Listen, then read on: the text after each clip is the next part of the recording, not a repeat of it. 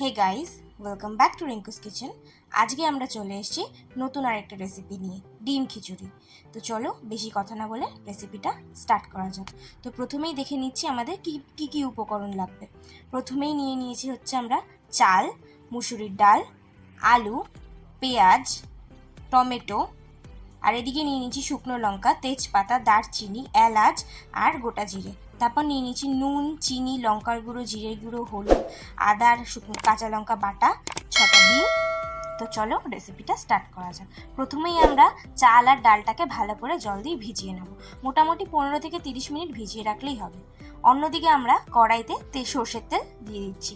তোমরা পরিমাণটা দেখতেই পারছো। তেলটা হালকা গরম হয়ে আসলে আমরা আলুগুলোকে একে একে ছেড়ে দেব।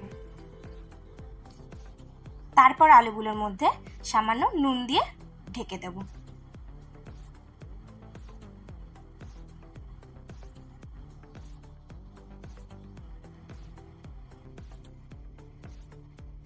তো দেখতেই পাচ্ছ আলুগুলো কিন্তু ভালোভাবে ভাজা হয়ে গেছে। এবার আমরা আলুগুলোকে নামিয়ে নেব। এবার আমরা ডিমের ভুজিয়া করে নেব। তো আমরা এখানে 6টা ডিম নিয়ে নিয়েছি। ডিমটাকে ভালো করে নেড়ে চেড়ে নেব আর এর মধ্যে সামান্য নুন দিয়ে দেব। আপনারা আপনাদের স্বাদ অনুসারে নুন দেবেন। ভালো করে ডিমগুলোকে নেড়ে চেড়ে নিচ্ছি। তো এখানে আমাদের ভুজিয়া হয়ে গেছে। এবার এটাকে তুলে রেখে দেব। কড়াইতে এবার তেল দিয়ে দিচ্ছি।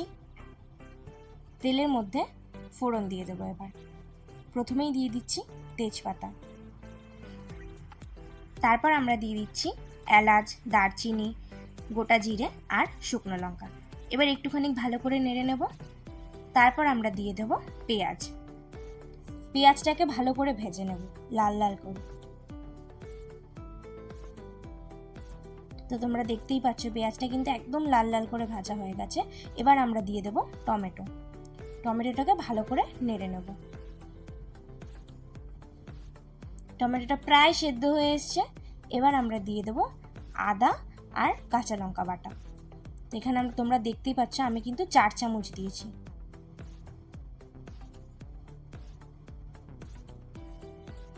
তারপর একে একে করে নুন,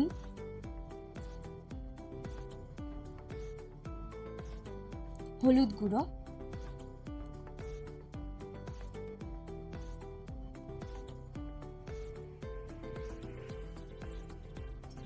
জিরের গুঁড়ো,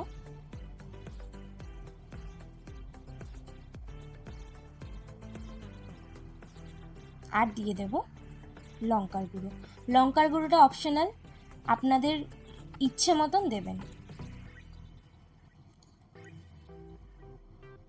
তারপর দিয়ে দিচ্ছি চিনি।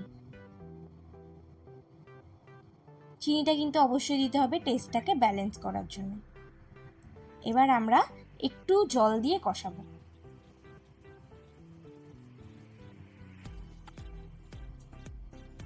তো আপনারা দেখতেই পাচ্ছেন কিন্তু মশলা থেকে একদম তেল ছেড়ে দিয়েছে। এই স্টেপে আমরা কিন্তু মশলা নামিয়ে দেব। তো আমাদের মশলা কিন্তু একদম রেডি। এবার আমরা ভিজিয়ে রাখা চাল আর ডাল উষ্ণ গরম জলে দিয়ে দেব। চাল আর ডাল কিন্তু একদম সমান পরিমাণে নিলে খিচুড়িটা খুব টেস্ট হবে। এবার আমরা ঢাকা চাপা দিয়ে দিলাম। এটা ভালো করে ফুটে আসলে এর মধ্যে আমরা দিয়ে দেব ভেজে রাখা আলুগুলো।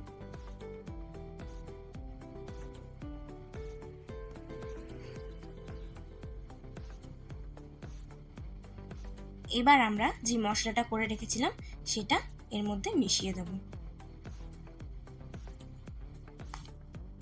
এটাকে ভালো করে মিশিয়ে নিচ্ছি। তারপর আমরা দিয়ে দেব ডিম ভুজিয়া।